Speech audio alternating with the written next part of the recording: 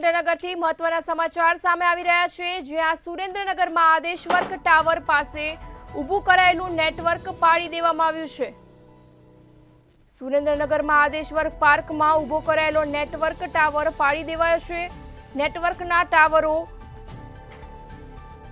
રેડિયેશનની સીધી અસર લોકોના આરોગ્ય પર થતી હોવાથી હુકમ કરવામાં આવ્યો છે। આજુબાજુના 500થી વધુ રહીશોએ ડેપ્યુટી કલેક્ટરને રજૂઆત કરી હતી। ડેપ્યુટી કલેક્ટરને રજૂઆત કરાતા ટાવરને પાડી દેવાનો હુકમ કરવામાં આવ્યો છે।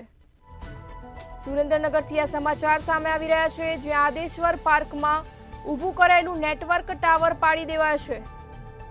નેટવર્કના ટાવરો રેડિયેશન ફેંકતા હોવાથી તેને પાડી દેવાનો હુકમ કરવામાં આવ્યો છે। રેડિયેશનની સીધી અસર લોકોના આરોગ્ય પર થતી હોવાથી હુકમ કરવામાં આવ્યો છે।